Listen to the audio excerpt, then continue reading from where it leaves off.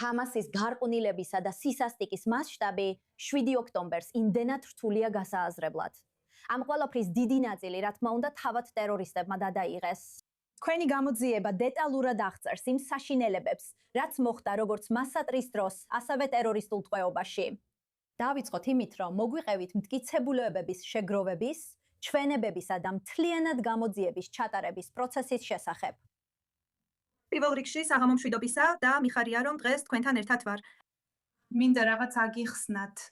ანგარიში გამყარებულია არქივით, ისტორიული ომის დანაშაულების არქივით, რომელიც ჩვენ შევქმნით ყველაზე მაღალი საერთაშორისო სტანდარტების შესაბამისად. ჩაწერილი ჩვენებები, მასალები, ვიდეოები, სურათები. ანგარიში მოცემული თითოეული პუნქტი გამყარებულია არქივში არსებული შესაბამისი მასალით. ამიტომ მნიშვნელოვანია ამის ხაზგასმა. ანგარიში საშუალებას გვაძლევს ერთი ნაბიჯით უკან დავიხიოთ და მთელი ეს საშინელება მთლიანობაში დავინახოთ, რადგან როცა კითხულობ, ეს 300 გვერდიანი ანგარიშია. მისი ნახევარზე მეტი ფაქტობრივ მასალას წარმოადგენს. ეს ნიშნავს, რომ დაახლოებით 160 გვერდზე მეტია, სადაც კითხულობთ ჩვენ მიერ მიღებული ჩვენებების უფრო და უფრო დეტალურ მასალებს, ვიდეოების აღწერებს, სურათების აღწერებს. და ერთ მომენტში მივხვდით, რომ ჩვენ თვითონაც გადატვირთულები ვიყავით იმ მტკიცებულებების რაოდენობის რაოდენობით, რაც შევაგროვეთ და რომ უნდა შეგვეხედა ამ ყველაფრისთვის, გაგვეზარდა ხედვა და შეგვესრულებინა თემატური ანალიზი. და აღმოვაჩინეთ სექსუალური ძალადობის 13 განსხვავებული ნიმუში, რამაც მიგვიყვანა დასკვნამდე, რომ ეს იყო სტრატეგია. სექსუალური ძალადობა 7 ოქტომბერს იყო სტრატეგია. სტრატეგია ბოდიში, გააზრებული და სამწუხაროდ განხორციელდა განსაკუთრებული სისასტიკით. ბოროტება, რომლის გაგებაც ასე რთულია და ასე რთულია იმის დაჯერება, რომ ჯერ კიდევ არიან ადამიანები, რომლებიც კითხვის ნიშნის ქვეშ ატენებენ მომხდარს, როცა ამ ყველაფრის მტკიცებულებებზე საუბრობ. და მიუხედავად იმისა, რა თქმა უნდა, რომ თავად გადაიღეს ეს სისასტიკეები, თქვენ საუბრობთ იმაზე, რომ ეს ყველაფერი ძალიან მძიმეა, გადარჩენილებისთვის კიდევ უფრო ტრაუმული უნდა ყოფილიყო, როცა მათ თავიდან მოუწიათ თავიანთი ტანჯვის დეტალების გაზიარება და ეს კიდევ ერთხელ უსვამს ხაზს თუ რამდენად მამაცები არიან ეს გადარჩენილები და რამდენად მნიშვნელოვანია მათი მონათხრობიც. და ეს უბრალოდ შემზარავია, როცა საუბრობთ ამ 13 განმეორებად გენდერული ნიშნით ძალადობის ნიმუშზე ამ ადგილებში. გაგვიზიარეთ, რას გულისხმობთ სისტემურ, ფართომასშტაბიან და განუყოფელ თავდასხმებზე, რაზეც საუბრობთ, რას ნიშნავს ეს ზუსტად? ეს ნიშნავს, რომ ჩვენ შევძელით გვენახა კანონზომიერებები, პრაქტიკები, რომლებიც ისევ და ისევ მეორდებოდა სხვადასხვა ადგილას. მაგალითად, როცა კითხულობთ ჩვენებებს ამ ანგარიში, იგებთ მსგავს შემთხვევებზე, რომლებიც ხდება სხვადასხვა ძალიან განსხვავებულ ადგილებში და გრძელდება ტყვეობაში. და ვფიქრობ, ჩვენთვის ახლა ერთ-ერთი ყველაზე მნიშვნელოვანი ნაწილი ის არის, რომ ამას ვგრძნობთ. ანგარიში წარმოადგენს ესეთ მტკიცებულებათა მპარ საფუძველს. ეს როგორც თქვენ თქვით თქვენს შესავალში, ერთგვარი გარდამტეხი მომენტია. ეს გვაიძულებს გადავიდეთ კითხვიდან, მოხდა თუ არა ეს, კითხვაზე, რა შედეგები მოჰყვება ამას. და მე ნამდვილად მჯერა, რომ ეს ქმნის ახალ რეალობას მსხვერპლთათვის, გადარჩენილთათვის, ყოფილი მძევლებისთვის, რომლებსაც კვლავ უსვამენ კითხვებს. და ეხლა ეს უკვე ინსტრუმენტია. ეს მათთვის ბრძოლის ინსტრუმენტია. და ვფიქრობ, ისინი, ვინც ამას უარყოფენ, ან სოციალური მედიის ტროლებად გამოჩნდებიან, ან სასაცილოდ, რადგან პროფესიული თვალსაზრისით ყველაფერი ნათელია. ყველაფერი ნათელია. ჩვენ მოვიწვიეთ მსოფლიოს საუკეთესო პროკურორები, რომ დაგვეხმარონ მტკიცებულებების შესწავლაში. მოვიწვიეთ საუკეთესო ექსპერტი, რომ დაემტკიცებინა ეს ანგარიშები. ამიტომ ვფიქრობ, ყველაფერი გავაკეთეთ, რომ ახალი რეალობა შეგვექმნა. ამდენი მტკიცებულება, ესეთი დიდი მოცულობის ის მტკიცებულება. და ანგარიში ნათქვამია, რომ ეს ქმედებები წარმოადგენს ომის დანაშაულებს, კაცობრიობის წინააღმდეგ ჩადენილ დანაშაულებს, გენოციდის აქტებს, წამებას და ტერორიზმთან დაკავშირებულ სექსუალურ და გენდერულ ძალადობას საერთაშორისო სამართლის მიხედვით. და კითხვა რჩება, რა ხდება სისხლის სამართლებრივ დევნასთან დაკავშირებით? რა ტიპის სამართლებრივი ნაბიჯების გადადგმა რეალურად შესაძლებელი აქვს?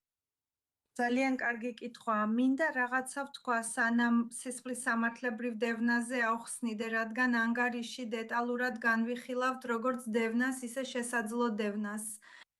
მინდა ამაზე რაღაცა ვთქვა. არც ერთი ცალკეული სისხლის სამართლებრივი დევნა ვერ ასახავს იმ დანაშაულების მასშტაბს, როგორც ეს ანგარიში ასახავს. და ჩვენ გვჯერა, რომ მნიშვნელოვანია ეს ანგარიში ისტორიულ დოკუმენტად მივიჩნიოთ, როგორც ისტორიის ნაწილი, რომელიც ასახავს იქ მყოფი ადამიანების ხმებს. ასევე ჩვენებები ამ არქივში ინახება და ეხლა უკვე არა მხოლოდ აღიარებულია, არამედ შეიძლება გამოყენებულ იქნას სისხლის სამართლებრივ დევნაში.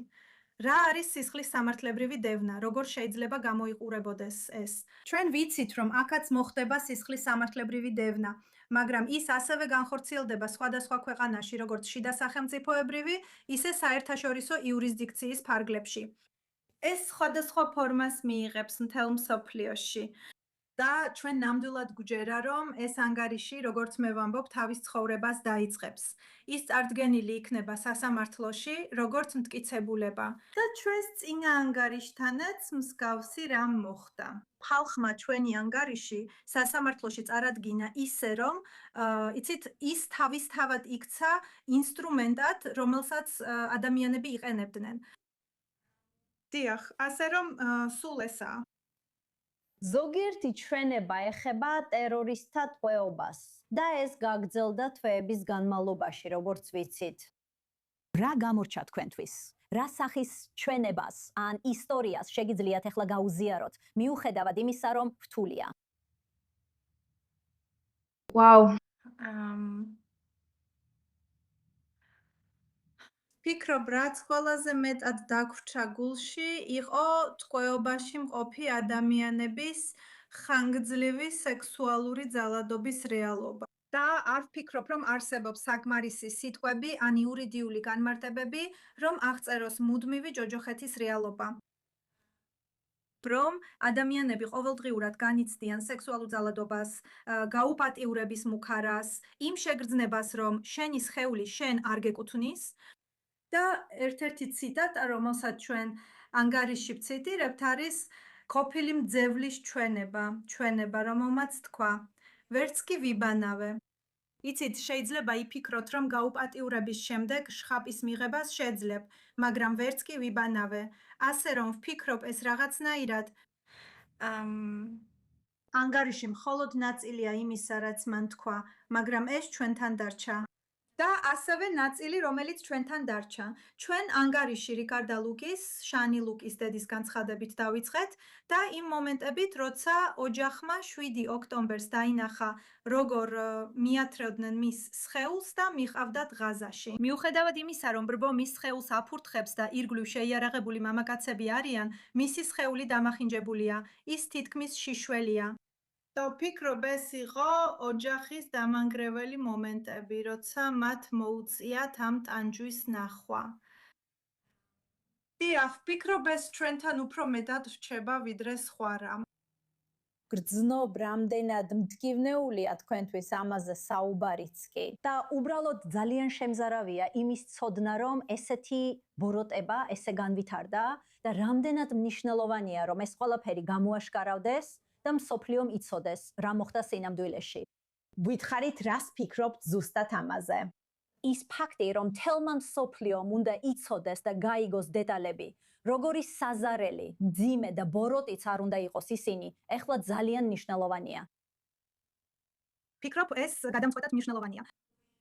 პირველ რიგში მინდა აღნიშნო კომისიის გუნდის მუშაობა, რომლებმაც საკუთარ თავზე აიღეს ამ მასალების ნახვა. ჩვენ საკუთარ თავზე ავიღეთ მათი გადახედვა ისევ და ისევ, ასევე მათი დათვალიერება სასამართლო სამედიცინო ექსპერტებთან ერთად და ამდენი მასალის გადახედვა, რათა გვეპოვა ის მტკიცებულებები, ის ნიშნები სექსუალური დური ძალადობისა, სხეულების მდგომარეობა.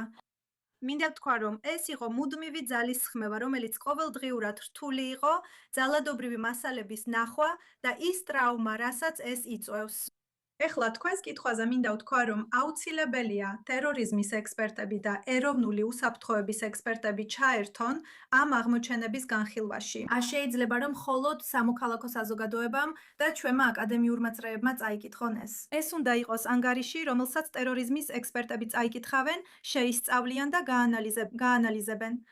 რადგან ჩვენ ან მე პირადად მხოლოდ ბოლო რამდენიმე დღეში მივხვდი, რომ ვერასდროს დავიწყებთ ბრძოლას იმასთან, რაც არ ვიცით. ასე რომ, თუ ეს ცოდნა დარჩება მხოლოდ ადამიანის უფლებების აქტივისტებისა და სამოქალაქო საზოგადოების წარმომადგენლებისთვის, ეს ყველასთვის დამანგრეველი იქნება. ეს უნდა გახდეს ტერორის ექსპერტების, ეროვნული უსაფრთხოების, ბეცნული უსაფრთხოების სპეციალისტების საქმე, რომლებიც ამას წაიკითხავენ, გაიგებენ და მიხვდებიან, რომ ეს იყო სექსუალური ტერორი ყველაზე მძიმე ფორმით. ეს არის ძალიან მნიშვნელოვანი გზავნილი, რომელსაც ახლა უზიარებთ ყველას. და ეს მიუთითებს იმ სირთულეზე, რომ საზოგადოებამ ამ დეტალები სწორად გაიგოს. იმ დროს, როცა და ეს იმდენად რთულია, რომ საერთოდ წამოაყენო ეს საკითხი, როცა ვსაუბრობთ იმ სისასტიკესა და სიბილწეზე, რაც მე-7 ოქტომბერს და მას შემდეგ მოხდა. მაგრამ როგორც ალბათ კარგად იცით, როცა New York Times-ის კოლუმნისტი ნიკოლას კრისტოფი აქვეყნებს აბსურდულ სტატიას, სადაც ამტკიცებს, რომ ისრაელი სასაცილოა ამის ხმამაღლა თქმა, ძაღლებს წვრთნის პალესტინელი პატიმრების გაუპატიურებისთვის. როგორც არ უნდა აბსურდულად ჟღერდეს, როცა ესეთი ესცი სათაური ვრცელდება, თქვენი ორწლიანი გამოძიების სრული ანგარიშის გამოქვეყნებამდე. ეს უბრალოდ ნიშნავს, რომ კომისიის ანგარიშს სათანადო ყურადღება არ ექცევა. სხვაგვარად მედიაში მეტ გამოხმაურებას მიიღებდა. როგორ ეწინააღმდეგებით ამას? როგორ უმკლავდებით ასეთ რამეს? მართლა აბსურდული და შეშლილი იყო ის ანგარიში, რომელიც New York Times-მა გამოაქვეყნა. ამიტომ გუშინ, როცა ანგარიში გამოვაქვეყნეთ, ჩვენთვის მნიშვნელოვანი იყო ყურადღება გაგვემახვილებინა მსხვერპლებზე, ანგარიშის დასკვნებზე და ჩვენი მისიის შესრულებაზე. ჩვენ ვიმუშავეთ ამ ანგარიშზე 2 წელზე მეტი ხნის განმავლობაში. თითოეულ დეტალზე, თითოეულ სიტყვაზე, თითოეულ მტკიცებულებაზე. ამიტომ გვინდოდა ყურადღება სწორედ ამაზე გაგვემახვილებინა და მსოფლიოსაც ცოდნოდა ეს და შემიძლია ვთქვა, რომ ამ ანგარიშმა მსოფლიო მასშტაბით ფართო გაშუქება მიიღო და მინდა ყურადღება სწორედ ამაზე და მათზე გავამახვილო. სრულიად მართალი ხარ. საეჭვო არაფერია. დოქტორი კოხაველქაიამლევი, ძალიან მადლიერები ვართ, რომ ჩვენთან ისაუბრეთ. მადლობა თქვენს. თქვენს ხმაში ტკივილს გძნობ და იმ ძალას, რომ ჩვენთან საუბრობთ. ძალიან მადლიერები ვართ. და კიდევ ერთხელ, გადარჩენილების სიმამაცე, რომლებმაც ბოლო 2 წლის განმავლობაში თქვენთან გააზიარეს თავიანთი ჩვენებები. მადლობას გიხდით თქვენი დროისთვის. დიდი მადლობა, რომ ჩვენთან ერთად იყავით გადაცემაში The Rundown. ვაკვირდებით, როგორი იქნება რეაქცია ამ ძალიან მნიშვნელოვან მტკიცებულებაზე და თქვენს ანგარიშზე. გმადლობთ, რომ ჩვენთან ერთად იყავით და მადლობა თქვენს გუნდსაც.